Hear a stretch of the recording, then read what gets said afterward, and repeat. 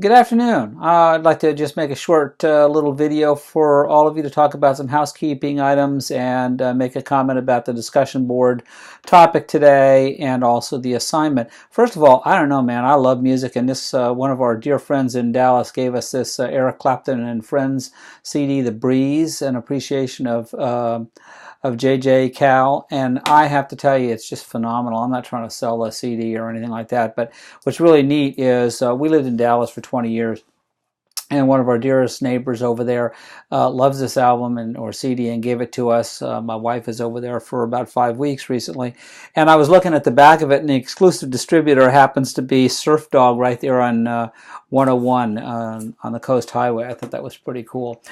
Okay, so anyway, let's talk about some housekeeping. Number one, when you're doing your discussion boards, you get 5 points possible, 3 for your initial post, and then 1 point each for commenting on two other students' posts, participating in that. I really would like to see you do that. So if you got 4 points, it means I only saw one comment about another student's post, or if you only got 3 points, it's because I didn't see any of those. So those points aren't a lot for each particular discussion board, but they add up over the semester. So I just want to make sure everybody's aware of that and how that grading is working. All right, so let's talk about the discussion board topic about kind of where we think interest rates are going.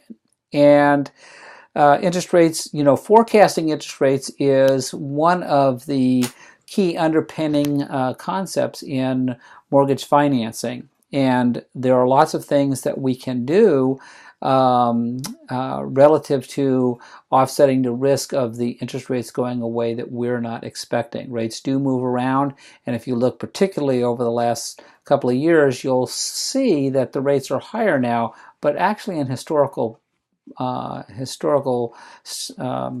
criteria, they're really not very high. When I first got my very first real estate loan, which was way back in, many decades ago, my note rate was well over 13 and a quarter or 13.5%. Very, very high. And I think my loan after that rates had started to come down, and they dropped down more in I think they were probably around 9.75, sub 10 anyway. But still, pretty high. We have been in an exceptionally low historic interest rate period for quite some time now, and rates are starting to climb now a little bit more to the long-term historical averages.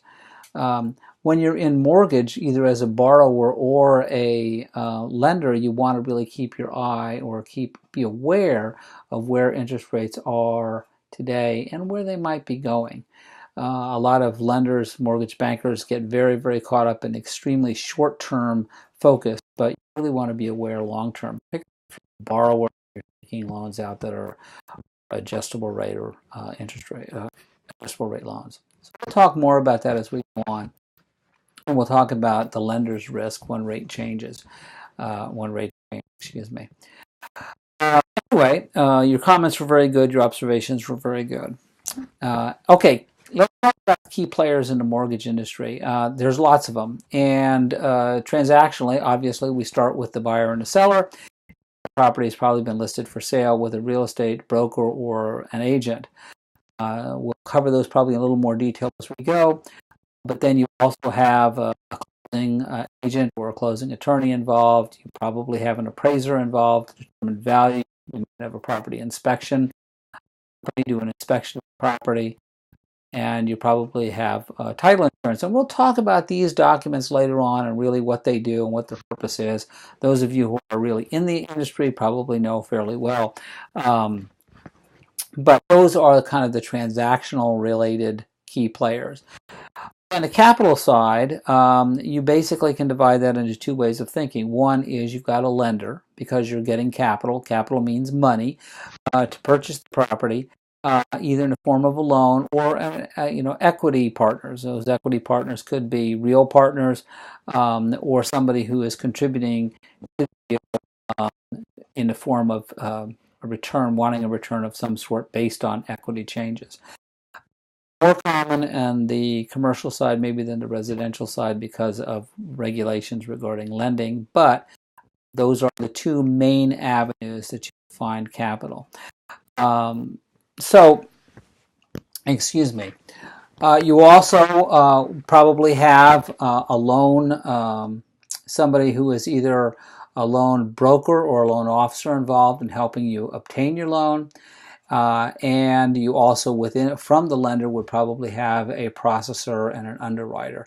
So those are some of the partners or the parties, the key players that we would see. Then we have, once the loan is made, the secondary, what we call the secondary market or the secondary mortgage market, it takes shape. And once a lender makes a loan, they can hold the loan, sits on their books, you make the payments to the lender, and it's basically their loan, they own it, or they more likely will sell that loan off in what's called the secondary market to loan investors. And the biggest loan investors that we will talk about in more detail later on are Fannie Mae, Freddie Mac, Ginnie Mae, but there are private investors and lots of other people who you can sell loans to, particularly if they're not what we would call A paper, which is the top level quality of paper. So that's my brief little lesson of the players. I wanted you all to be aware of that. Hopefully you're finding this interesting. We will have very, very good discussions as we go through the semester. If you have any questions, please reach out to me and ask those. I'm also going to make sure that there is a discussion board open where you can ask just open questions of the other students. Just please make sure that you're sensitive and aware of that they're visible to all the students. So that's up to you. One last thing that's a housekeeping. You really need to be involved every week in the course and signing in and doing the assignments. That way I know that you're still interested in staying in the course, and if not, you possibly could be dropped from the course. So I don't want you to worry about that too much if you're active. However, I do want you to be aware.